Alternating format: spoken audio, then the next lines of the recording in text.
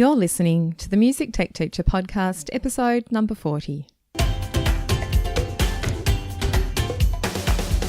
Welcome to the Music Tech Teacher podcast. Music tech tips, lesson ideas, advice, news, and interviews, especially for music teachers. Brought to you by midnightmusic.com.au. Hello and welcome to another episode of the Music Tech Teacher podcast. I'm Katie Wardrobe, a music technology education trainer, speaker and consultant from midnightmusic.com.au, where I help music teachers use technology effectively in music education. In this episode, I talk with David Biel. He's a band director from Texas who actually has his own podcast, which is called Beyond the Clef. In this episode, David shares some of the tech tools that he uses to run his band rehearsals more effectively, and we also talk about why and how he started his own podcast. As usual, you can find all the links to the things that we talk about on the show notes page for this episode at midnightmusic.com.au/40. My guest today is David Biel. David grew up in South Texas, and during his time attending Ronald Reagan High School, he performed at over 15 regional, state and national band competitions, picking up a number of Division I titles and awards along the way. He's now putting all of that band experience to good use in his current teaching position as Director of Bands at Heritage Middle School in Lubbock, Texas. Tennis. I'm going to leave that in. My kid plays tennis. It's on my mind. And that's where David's currently in his 10th year of teaching and his 7th year as the Director of Bands. And in his spare time, in inverted commas, David hosts his own podcast, which is called Beyond the Clef.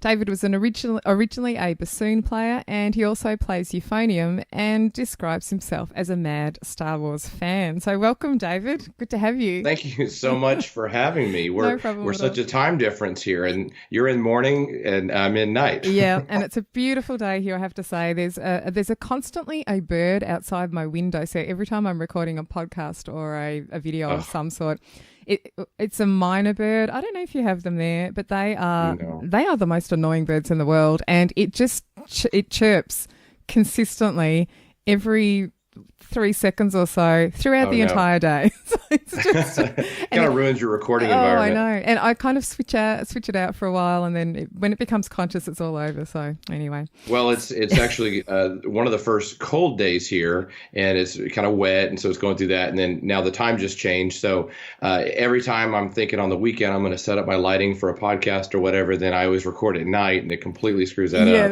Right. That's right. That's one of the reasons I don't do the video podcast thing. And I'd love to actually know more about that. So just tell us about where it started. Podcasts. Yeah, I know. Well, I'm thinking there's an extra level of technicality involved anytime you do video, no matter what you're doing. But just before you talk about that, go back to when did the podcast start and what made it start? What was it you that was driving that podcast to begin? Yeah. So Beyond the Clef has been actually kind of a project on my mind for about 5 years or so. When I started getting into podcasting, that it was a really cool resource, and I didn't know exactly how to make it happen. And so I started talking with some friends, kind of bouncing some ideas off. It didn't really ever stick with some. And then about 2 years ago, I have a friend, Marianne White, who teaches here in Texas as well, in San Antonio at a middle school. And we both kind of got together and started to try to get a podcast up and going. But then we found that with scheduling and kind of getting it launched off the ground, and we both have full-time jobs, it was really kind of hard. And then also just kind of financially getting everything going, getting the equipment and whatnot. So we put it on hold. And then I approached actually a travel company, Director's Choice Tour and Travel. And I have a lot of friends there, and they were very supportive, and they're very great supporters of music education. And they were happy to sign on to the project and help us out. And they helped us with the marketing and the equipment and whatnot. And so Marianne is still involved in the project. And then we've been able to, through them, since they are a travel company and service many people across a large range of disciplines in music, their resources of connections have really helped us as well. So I get to find people and I get to meet people that I wouldn't necessarily have known or been able to connect to. And so it kind of lends legitimacy, I think, to what we've done, and it's been really great. And the whole idea from the get-go has been, I wanted to create. I was going to conventions. We have a convention in Texas twice a year, and actually, I saw you at the Texas Music Educators Association convention so 2 or 3 years ago. Yeah, you were a part 2 of years the ago. group, Yeah, the technology group, and my friend Marianne White pulled me in and like, you gotta watch this gal, and it was really fun, and I loved it, and I went on your website and started looking at midnight music, and so we started to. We have these conversations. We'd be talking about technology and friends, and then we'd call over the phone and whatnot. So we thought, what if I could take these professional development conversations and not have them at 2 times in the year, but have them spaced out throughout the whole year? Yeah. Kind of make them topical, but then also with such a modern society and with so many young teachers, they get podcasts, and then we can create something that's searchable.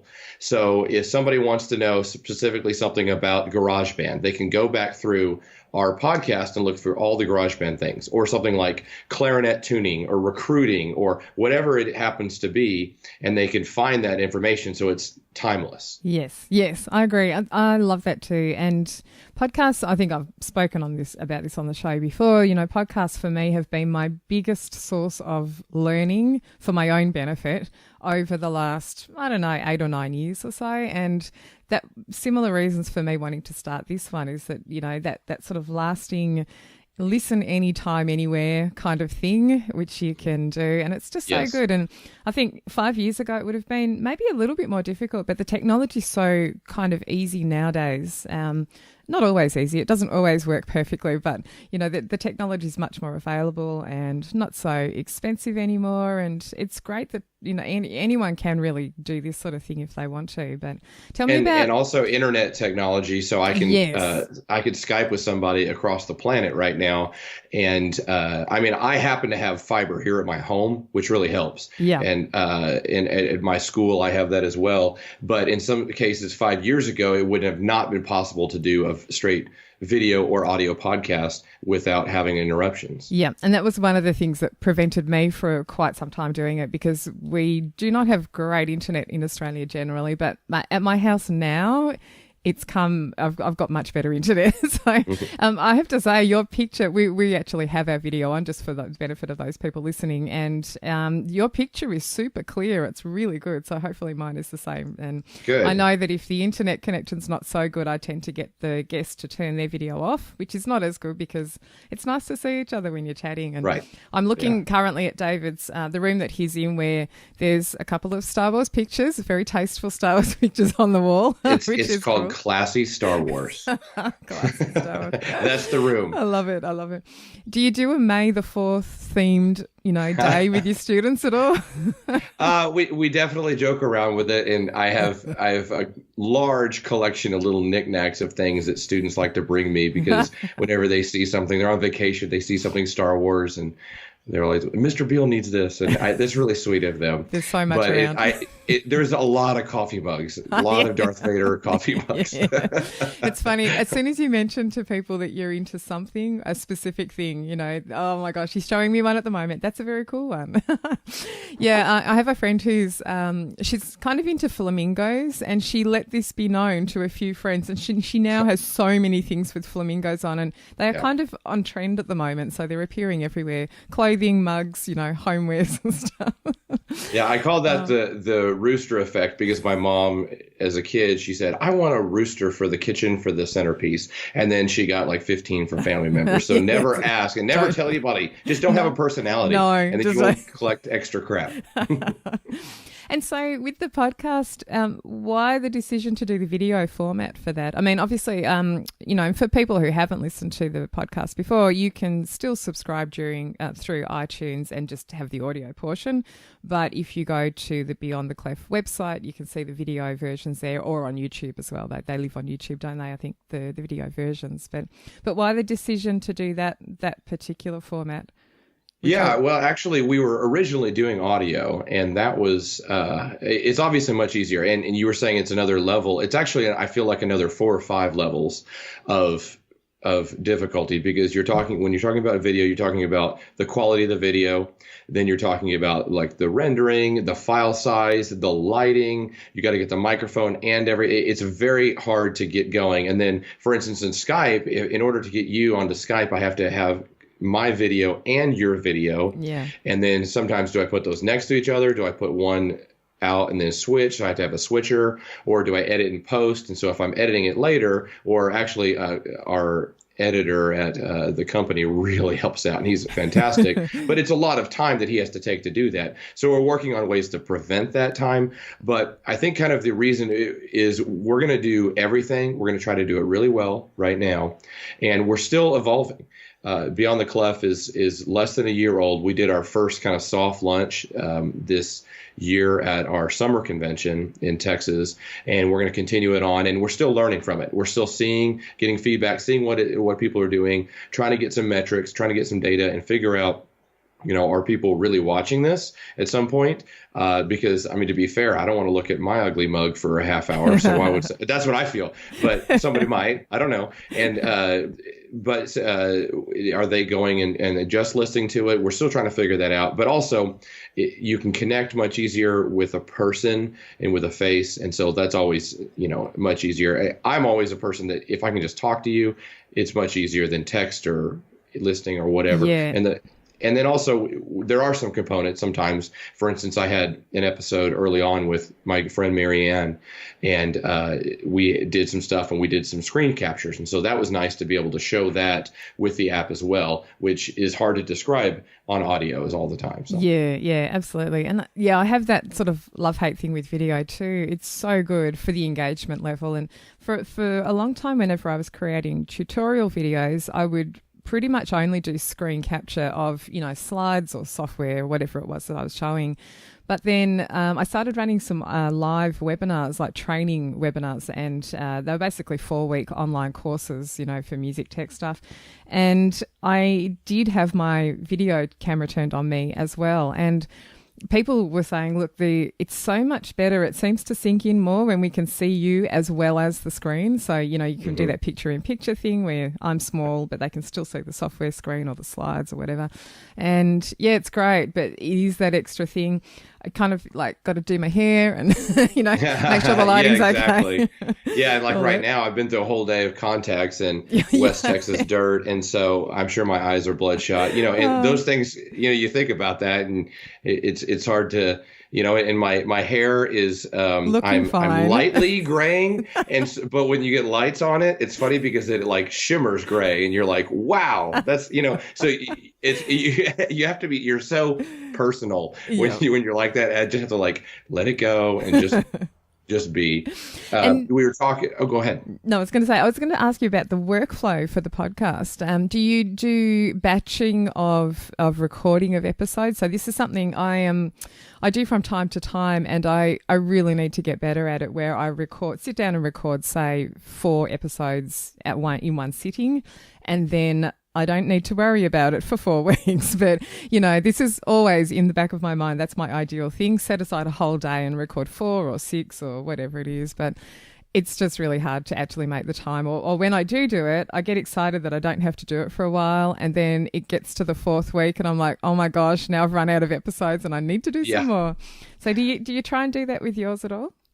Well, and again, we're so new that we're still trying to figure it out. So right now, we're very fortunate because I went ahead and did about 12, I think, episodes at our convention. Yes. And it was a lot of monster drinks to get through that, energy drinks. And we did those episodes. And then so they've been coming out, and then they've survived us until about now, which was very fortunate because I'm also, again, full-time job. This is a kind of a stressful time of year until now. Now it's kind of evening out. And so I'm starting to pick up some more episodes. And so that's kind of the format we've been on. Not saying that that's what we're going to end up doing, but I've been trying to, whenever we do it, just go ahead and do 3 or 4 at a time or whatever I can get. But it also has to do with, because we have guests, it's really not me on the show. It's all about the guests. Yeah. Something I didn't even mention there is that with the Beyond the Clef, the whole idea is that I don't know anything about my profession. I got to go out and figure it out, Yeah. but I'm going to record it when I do. Yeah. So I'm always in the brain that I don't want people to be listening and coming in for me. I'm trying to be and it's hard to kind of take this mentality as a host. I have to kind of dumb down and ask the silly questions I kind of know the answers to, and I know because I've been an experienced teacher more or less, but I have to kind of play the dumb card and then get the information out of the guest. And so because that's really what we want. We're going out and finding fantastic master teachers and incorporating their ideas in so that people can get some ideas from. So kind of just an interesting take on it. You have to kind of act. Yeah. And I sort of try to do that a little bit as well, because you really got to try and there's a special skill in putting yourself back in the shoes of someone who knows nothing. You know, but there's a saying about the curse of knowledge, you know, and as soon as you know a lot about a topic, it becomes harder to maybe teach someone else because, you know, you maybe don't remember what it was like to know nothing about that topic. And so I'm constantly I always have that in the back of my mind, you know. And that's exactly what. Oh, I'm sorry for interrupting. That's exactly what I do all the time, because if I have a student teacher or a new teacher come in, you know, they might be really great at the saxophone, but they have no idea how to teach it to a child that doesn't even know which end to blow into. Yeah. So it's so hard to dumb down on that level. I'm not saying dumb down, but to get down to the different level of, you know, zero. Yeah. Which is a possibility. And the nice thing I find when you are teaching someone who knows nothing or around people who know less about a specific topic, it makes me feel kind of like, oh, wow, I do know a lot after all. You know, sometimes I've got a friend who's learning piano at the moment, and, you know, he's a complete beginner, adult beginner, but complete beginner. And you just realize how much you've picked up over, you know, for me, 40 years of playing piano, and how much you know about piano playing, but also just music theory in general. And that's a long road, but it's a good road, but it's a long road, you know. Man, that's really exciting. I think it's really great. I really want to get into the habit of doing some interview recordings at events as well. So I'm going to just get myself a little portable, you know, Zoom recorder or something to use. And I've got enough microphones and cables and things, but that's my intention. Actually, I'm going to head back to Texas for TMEA next year and February. So I'm planning on bringing a kit of stuff, and I'll try and find a little corner somewhere. There's not many quiet spots, I don't think, but find a quiet corner somewhere and do some interviews there. So it'd be good to get a few done. I'll help you out. We'll team up together. Yeah, and you're talking about how you can just record. If anybody was out there, and what's so fun about podcasts, I think, is that, like, for instance, there's some other, I'll say, quote, competing podcasts. But what I love about podcasts is that's not really a thing. You don't really compete. It's just different people, different ideas, even though we might be even doing the same things. Yeah. There's other things out there. And so for anybody who wants to start that, really it's just so simple as, if you wanted to be mobile, just take your phone. Yeah. You know? And if you wanted a microphone, I'm right now using one made by Shure. It's the Shure Motif, Motiv, Motive. But I say because, you know, and there's different versions of that. There's like a Snowball desktop version, but there's also one that is very small, and it attaches to the phone. And for instance, for an iPhone, it attaches through the Lightning connector. Oh, cool. And this Snowball one does that as well. So it's really easy to get a great microphone that you can point, you can adjust, whatever, and then you can hook up headphones to it. And I've done that before too. You have just a little mobile studio. Yeah. So it's really simple just to do that. And there's some apps that do it, but just honestly, whatever gets the video done. You know, I have some Zoom cameras. I actually have two of them, and they're great for all the sound stuff that they do. But the fisheye thing kind of freaks you out because there's a fisheye lens on it, like it's late in the day, the popular like a GoPro square camera, GoPro, thank you. Like a GoPro. And so it's kind of like that, and except that it's, you know, for musicians, fantastic. You can plug in XLR in the back, all that cool stuff, but it's just much easier sometimes just to use a phone, you know? Yeah, I know. I agree. And a big thing that I'm into is use what you have already. Yeah. If you've got something, and sometimes people might not know that their phone does that sort of thing, or that you can purchase a microphone. Often in workshops I'm running, I'm saying, you know, you can get a microphone that plugs into your phone or your iPad, and it just brings the level up because you're not picking up everything, like the minor bird out the window, but you're just picking up hopefully only your voice or whatever you want to capture. So yeah, using what you've got is a really, really good thing. And you're talking about video and the complexities of adding video to a podcast. Adding the video and trying to record that adds, besides the fact that the video recording equipment, the switching equipment, or all that is, you're talking, the dollars are going up, and you're adding on other digits. And so stick to audio. Stick to audio, yeah. I totally will, don't worry. I get my taste of video when I'm making, courses and tutorials and that sort of thing. And that's enough. The one video thing that I still have not quite wrapped my head around, and it's so silly. I've done it sort of okay in the past, but every time I go to set up, I can't remember what I did last time and I need to write it down, is recording my iPad. And this is where I want to capture my voice speaking about something, but also the audio coming out of the iPad as well. Oh, yeah. And to do that really well. And I've kind of done it where basically the only way I can figure out to do it well is to capture the video aspect with my voice. That's one part. And then I'll capture the audio separately from the iPad, and then I sync them up together.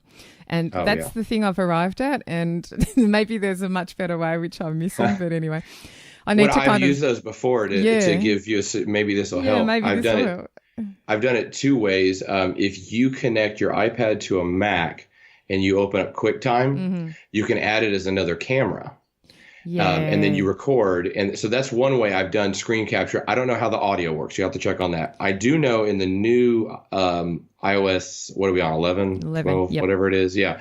There's a screen capture button now that'll do that internally. So hopefully it'll be able to capture your voice and the audio. That's always the problem. I'm wondering about the internal audio. I need to play with that. I haven't played with that at all, but that's essentially what I've done. Plugged the iPad into my Mac, and I've actually just captured the audio of the iPad through Audacity, and it's worked fine. But I just feel like there might be some better kind of workflow and that sort of thing. This episode of the Music Tech Teacher podcast is brought to you by the Midnight Music Community. The Midnight Music Community is an online space for music teachers who'd like help using technology in their music lessons. There are online courses, video tutorials, lesson plans, music tech news, and professional development certificates are provided for any training that you undertake. I'm inside the community every day, personally answering members' questions and sharing tips and ideas. The best thing is that you get to connect with hundreds of other music teachers just like you and share your own experiences and occasional music tech frustrations. For more information and a special joining price just for the listeners of this podcast, visit midnightmusic.com.au/podcast offer. That's midnightmusic.com.au/podcast offer. So tell us about favourite apps or things that you use regularly in your actual teaching beyond the podcast. What do you use in your teaching the most or frequently? Well, the most, I'll use this, and my students will use this a lot, is an app called Tonal Energy, Tonal Energy. And have you used this before? I have a little bit, but not much. Yeah. It's really fantastic because it's for, I'll say, musicians. It was designed by some wind musicians. So that was kind of where it's at. I don't know how handy it is for maybe a vocal musician or an orchestral musician, but I know it's definitely applicable. But what's great about it is it's, as a band director, I have a tuner that's a really fancy Peterson tuner that's $1,000, and then this Yamaha harmony director that's $1,200. All these nice things. But this is a $4 app. A kid can have it on their phone, and it's Android and iOS.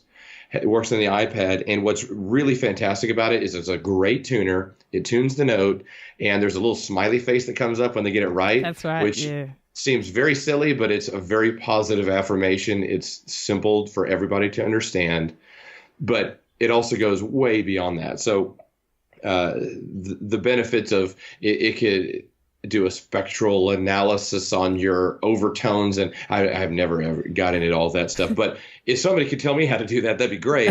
But you can play sounds, you can analyze, you can record. There's really interesting tools for you to go back and be able to hear those sounds when you're playing them, record, hear the tuning, see the tuning. Very visual app. The number one benefit for me, I deal with 4 different keys routinely, instruments in F, E flat, B flat, and which one did I say? C. Yeah. That so one. So I deal with those routinely, and having to explain to a 10 or 11-year-old how to go to the piano and then transpose, there's a lot of steps in there that they can get it wrong. Now, obviously, that's something that I do. That's literally my job, is to try to teach a child what concert F is or concert E flat or whatever it is. But if I can have that beginning French horn player, that beginning trumpet player, go up to this app, they can put the app in F and they can hear a note played. And the note is not just synthesized random note. It's actually, the sound is a professional recording of a French horn on that note specifically. And it adds in all sorts of stuff. It also can do equal and just temperament for more advanced levels of stuff. And that's, I think, one of the biggest lightning changes to our industry as apps go. This is a fantastic app for $4, and I'll put it up on the big screen and use it. And so if I'm having to tune, the kids can all see the tuning. All the kids can see it, and they kind of stare at it and look at it because, I mean, it's a bright, shiny light, but they also can start to understand, ooh, that sounds high. Oh, look, yeah, it's high. And so they're not just listening to me tell somebody else something. Yeah, that's really good, because that can often be one of the more boring sections of a rehearsal for the kids, for the whole group. Okay. And that's when people start talking and, everyone's distracted. So, yeah, it's really good to have something where maybe more of the group are engaged in it all at the same time. I will explore it a bit more, that app. I had, once you find your tuning app or your metronome app, you kind of stick with it. So I had been using Clear Tune for ages, and then I was a little bit worried because it was on that list of things that had not been updated for a while, and I thought it was going to die when I switched to iOS 11. But then, like at the last minute, they updated it, so I think it's all good now. I haven't checked it for a little bit. Yeah.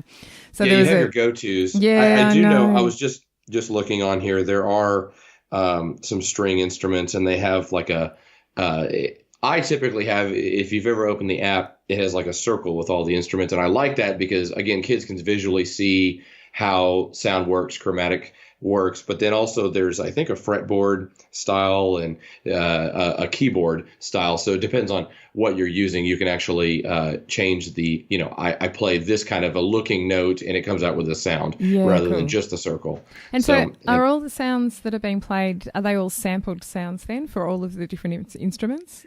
I believe so. As I understand it, I believe so. And all I know is that it's just a fantastic, like, if it sounds like a clarinet. Yeah. Or even the difference between it sounds like a trombone versus a euphonium. Like there is a specific difference there in those different qualities of sound. Yeah, so and that helps with range too. So again, you're not having a tuba player trying to match A440 and a flute player trying to match A440. They're trying to match their octave and their exact note. Yeah, that's really great. That's really, really good.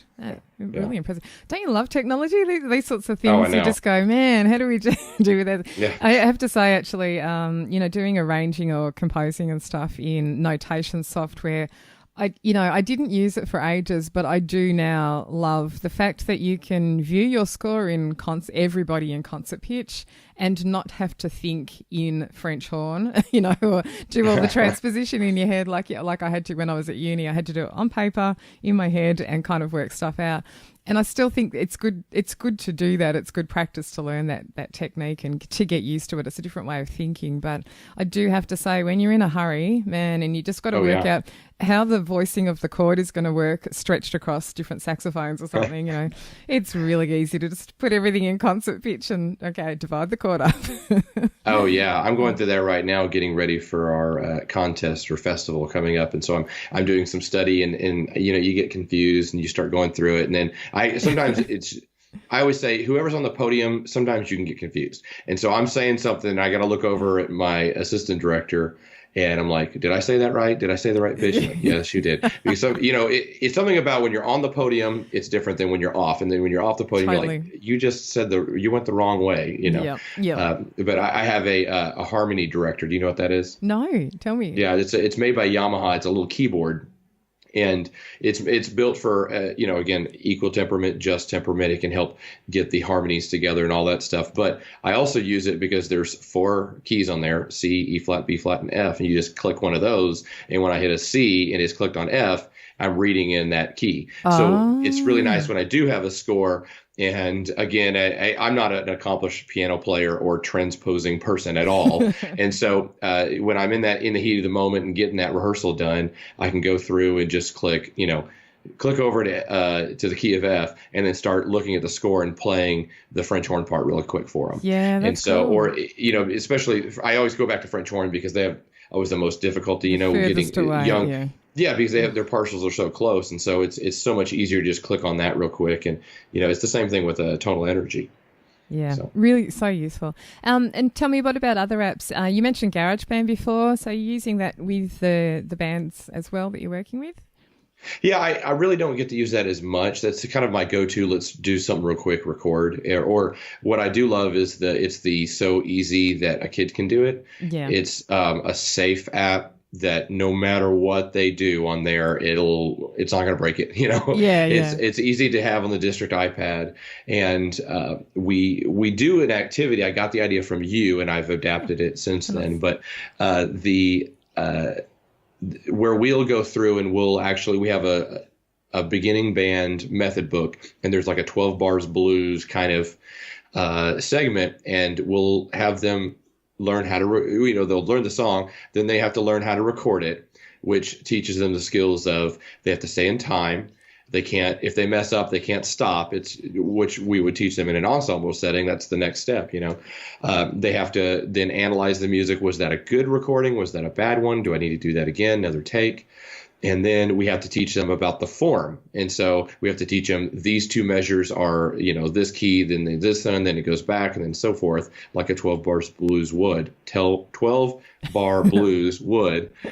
And then, since they know all that, then we can add on a drum track. And so they can explore that. And then they can add on why they have to know the chords is they add on bass, and they might put on guitar or organ, and of course you get these really funky sounding kind of things coming out of it, but they're learning music, they're playing around with it. And then they learn, you can do this on your phone, your mom's phone, or, something like that at home. And they start to really, it opens up their eyes. And, every now and then you have a kid come back and be like, hey, look what I created now. Yeah, that's so cool. I love that. I love that sort of activity. And then, really the skills that they learn in that, they can then apply to anything else. So if they're a songwriter or, they want to do cover versions of songs, and, all the same tech skills apply to the other projects as well. And yeah, it's so much fun. Have you played with the new updated version yet? I have not got to. 2 days ago, I think I opened updated. And it said, hey, here's the new features. I'm like, go away, I got a thing to do. Yeah, too much to think about, I know.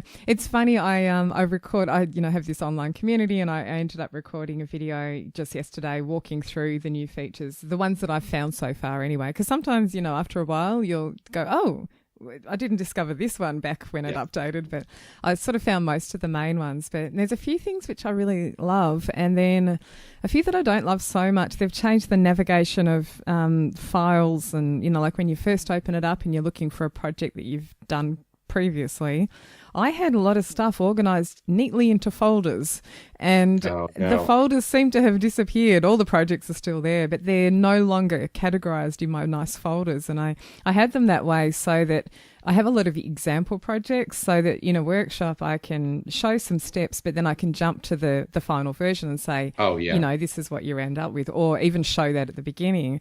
This is what we're going to do today. But, they're all scattered now, so I've got to go back and maybe recreate a new folder. Maybe I'm missing something. I don't know. But there's some cool new things. There's some great new world instruments in there, and also there's just because we did not need another way to create drum patterns in GarageBand, but there is now another way to create drum patterns in this beat sequencer thing, which is actually really cool. And I'm wondering why they didn't have that option in the first place. I thought that sort of feature would have been in the first early version. Oh, yeah. But but that's kind of whenever cool. we get to that point in the conversation with our sixth grade students, our 10, 11-year-olds, we always get to the smart drummer part, and that creates a really interesting conversation about oxymorons and if that I always actually make that is joke true. too. I make that joke about all the smart instruments. Whichever one I say first, they get the joke. Like if it's the guitar, the smart guitar, bring out the smart guitar, oxymoron. Right. And someone in the room is always a guitarist, and they'll go, "Thank you." And then in my case, if someone's in the room and they're a percussionist, they weren't listening anyway. So Oh, now we could go on with music jokes. Yeah, you can just apply the same joke to and slot in the instrument name there. Yeah, right. Yeah, sure. And what about sheet music? Do you do digital reading of sheet music with the iPads as well? Is that something you get into much? I use an app called ForScore, and it's just FOR score. And it is probably one of the biggest changes that in technology stuff. And the go-to, I use it every single period, every single class, every single day. Yeah. Except when we have the bad technology day, which happens once a month. And when it happens, everything crashes. But we get it out of the way and we're good. So I think so. ForScore, as I go through it, it looks like you're a gig player and whatnot, and you got an iPad, and you want to put stuff in a set list and have music that's all digital in one place. That's kind of what it looks like to me. But how I use it is basically my giant classroom music marker board. Yeah, right. Black. And so I'm very fortunate in my district that we're very well supported, and I have some really great projection technology, and the projector screen is, I guess, the equivalent of a 17-foot TV. Wow. It's a 15 by 12, or I don't know my Pythagorean theorem, but it's a very large projection, and the projector is really bright. So in all the lights on, everybody can see a high contrast image like music, sheet music, cool. Black and white. And so what I do is I project that up there. I never use the marker board anymore, almost never. And I'll put that projection up there, and then it's so much easier. Again, you're taking steps of difficulty away for every single child in the room to say, instead of saying, okay, on the upbeat of 3 and measure 4 on the 4, whatever it is, you can say, look at this note. Now you touch this note. Yeah. And now I want you to draw in a marking. Please draw it in like this. And so again, because I have to teach kids from zero, so I have to teach kids how to mark their music. Yeah. We're going through holiday music right now, and we have a whole class on, here is Jingle Bells. This is new. Here, you put your name here. This is how you number your measures. And so it's much easier to just go ahead and put this up on the screen. And I have an iPad Pro, the big one, and I got the Apple Pencil, and that's been fantastic. And it's very easy to very clearly define exactly what I want, exactly what the markings are. Here's where this is, drawing pictures or arrows or demonstrating sound through this giant projection rather than, again, trying to do it on the marker board. And then you got to erase. And then erase is easy, clear, all done. Yeah. I love that too. Yeah, I hadn't really thought about it in terms of teaching how to mark up scores, but it is such a big thing, and you can spend or waste a lot of time in rehearsals. Even getting kids to locate a place in a score, you're going like second page, third system down. What's a system? Not the line, right. Not the stave, it's the system, and going through all of that each time. Oh my gosh, it's this headache. So yeah, you're right. Well, That's I like really to think even in my advanced rehearsal today of my 8th grade students who are, high functioning students in the schools, they're, but sometimes well enough 50-minute rehearsal, they'll get distracted and they won't listen to something, or, that's just normal, and so, or they'll, you do have different levels of paying attention to stuff. And I'm very cognizant of that, because in my adult life, as a teacher, I'm starting to realize when I'm in my professional development meetings, I'm like, oh my gosh, I can't read this. I don't, how would my kids be able to do this? So sometimes how people learn is so different. And I'm a visual learner, as my wife will tell you from our trip to France a couple of years ago. She kept on telling me these words. This is how it is. This is what it is. And finally she had to write it down. I'm like, oh, okay. And I memorized it.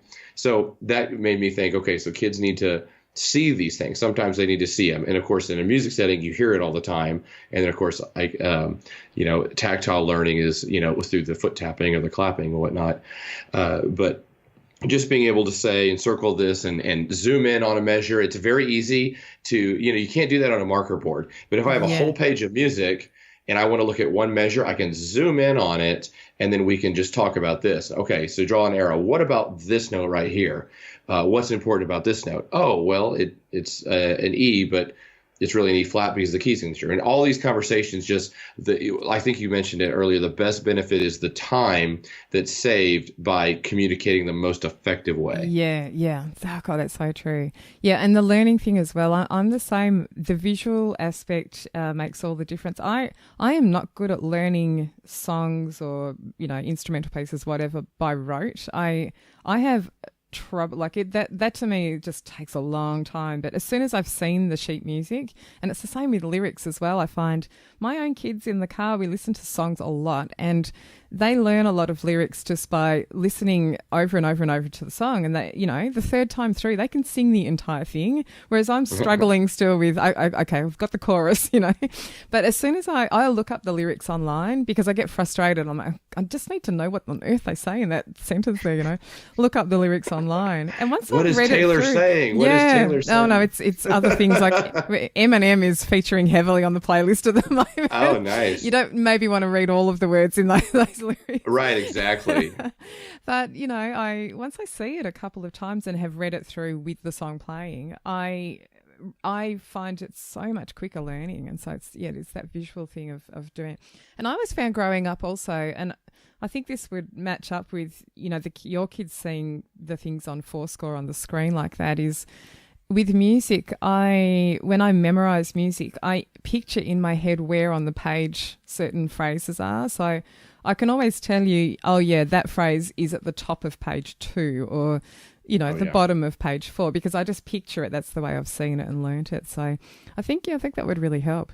Yeah. Well, and what I like about Fourscore is that there's plenty of apps out there that, you can just put up Dropbox, put up a PDF up there, and it's there. And there's Acrobat and all the stuff that you can edit and mark through stuff, and that's completely fine. But what's so nice about Fourscore is that it's music centered. Yeah. And so there's stamps in there for quarter notes and half notes and crescendos and all that stuff. And of course, there's the highlighter function, or there's the marker function, all that stuff too, like a lot of apps have, but it's all music centered. Yeah. I will say though, with the stamps, the people who designed this Fourscore, Mr. Fourscore, if you're listening, or Mrs. Fourscore, please make the stamps for the quarter notes or the notes where when you touch it, it's the note head is where you move it, not the middle of the image. I know. Because it's so hard. I can plop down some like a stave of music, and then I want to be able to touch right there, and that's an F, but it's the middle of the image, and so it counts the stem as well. And anyway, frustrating. That's first world problems, I guess. Calibration's off or something.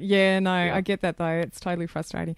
And there's plenty of features for, again, set lists and special stuff that I have never gotten into, and getting the library there. Usually for me, it's like upload to Dropbox, put it in quick, gotta go. The kids are crazy. Let's just get it done. Do you set up your repeats with links back and forth with the pages? That's something it's brilliant. It's brilliant. Once you do that once, you'll never go back again. Nice. Because, you can basically be reading through a score, and let's say it's got a first and second time ending at some point.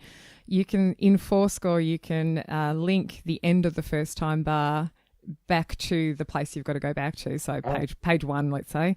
And so when you're reading through the score in 4-score, when you get to the end of the first time bar, you tap to turn the page essentially, but it takes you straight back to the return place, to the first page or whatever it is you're going back to. And it even highlights the beginning of the bar that you've got to look at.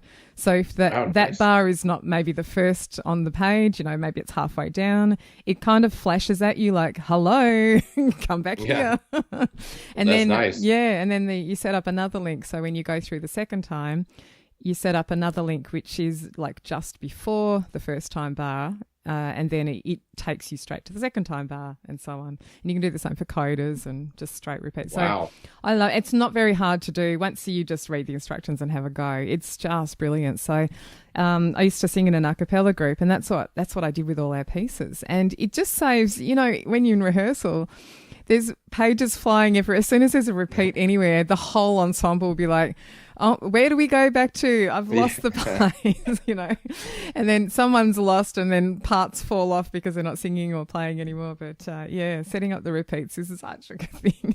I haven't ever done anything for a performance. I'm too scared to do that.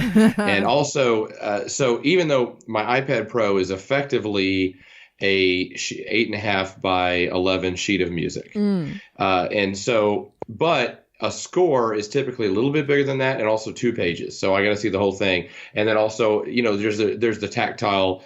I want to flip ahead in the middle of a performance to make sure I know it's coming up, So I'm always too scared for that. Yeah. But it's there. And honestly, what I would like to use that for is like I have rehearsal or sectionals and everything's on my iPad. I don't have to go find that score wherever I left it in some other room. But with, we're going to be laughing about this in 10 years. We're going to have, we don't have a class. We have class iPads for a lot of our math and science and whatnot in our school, but they haven't come up with a way to have 70 iPads for my band rehearsal. Yeah. But that'll be the thing. And so, instead of their little binders, they have an iPad there, and they can use. It's just so much easier to get all that, and then it's not passing out music; it's just uploading it. Boom, boom, boom. It's to everybody. Exactly. I have to say 2 things actually. Do you remember Harry Connick Jr. was one of the first performers on stage to actually use? It wasn't iPads at the time because it was way before iPads were around. But there was a special kind of music stand which had a digital score reader on it.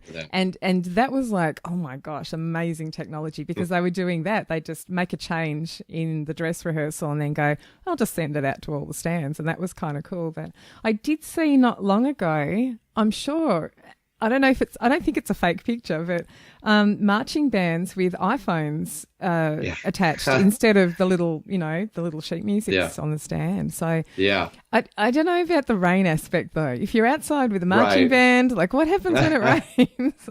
Well, actually, it's funny you said that because I didn't even think about that. And I teach middle school students in Texas, and the most of the students have phones. Some don't, and that's okay. But I was at a rehearsal for the local college's Texas Tech University here, and their band, they had all their people out there and whatnot, and they have like their coordinate charts for the drill and the maneuvers, and they have to learn them. They're all on their phone. I was like, oh my gosh, all the copies and all the cutting and all that we had to do. And then they pull up a piece of music and they just scanned it and put it in their phone. I was like, that's brilliant. And so people are definitely doing that. And that's amazing. It's really handy. And honestly, for me, I'd say that this is a joke, but 50% of my stress level is just the kids having the darn pencils on their stands, But and I joke with my assistant, and I was like, they all have their little booger pickers, and they can all use that all the time. They never leave that at home. So if I can, if they don't have the pencil, and we have an iPad and we have 4-score, we can actually use. I mean, they can mark it up. They can do anything they need to, and they don't have to have another thing. Yeah, absolutely. Yeah, we had a charting. We had an ongoing joke about the band pencil growing up. My family are all musicians, and we used to kind of play in like musical theatre bands together, small ensemble, and there'd be like 6 of us in the pit band, and the running joke was at the first time someone needed to make a marking in the score, everyone would just go, Who's got the band pencil? Like the one pencil. The one. Band pencil. Yeah. My mum was directing a lot of the shows, and so she ended up just buying a whole box of, pencils and bringing that along to the band. Yeah, I just say forget it, and I think I have 3,000 pencils, and I just get them, and I just say, here, I'm done with that fight. Yeah, it's not worth it, is it? It's not worth it. Yeah, you got to pick your battles. I think that's the good thing. Excellent. It's been so great to chat today and to hear about the tech stuff that you're using. And I feel like we need a follow-up later down the track and check in and see where things are up to then. And yeah, it's really great. And I'm hoping the podcast goes really well for you too. I'm really enjoying doing this one. It's been lots of fun. And like you said, it opens up that opportunity to talk to people you wouldn't normally. And sometimes I have people contact me, or other times I pinpoint people and, we cross paths, and I'm like, oh, it'd be great to chat on the podcast. And it's just another way to make great connections with people. And, and I've learned so much from mine that it's just great getting to, some of the people I've talked to have been the pinnacle of our profession, master teachers, truly master teachers. And the things that I've learned just from starting this podcast, I have completely changed my program this year. It's been fantastic. Wow, that's impressive. That's really impressive. Yeah, so true though. So thank you very much. We'll get this uploaded pretty quick, I'm hoping, and get everyone else to hear it too. So thanks for being with us today. And that's it for today's show. If you'd like more help with using technology and practical ideas that you can use with your students, come and join me inside the Midnight Music community, which is my online professional development space for music teachers who want to know a bit more about using technology effectively. For more information about the community, go to midnightmusic.com.au/podcast offer. The Music Tech Teacher podcast is hosted by me, Katie Wardrobe. You can find more information and links from today's episode at midnightmusic.com.au/40. Thanks for listening, and I'll see you next time.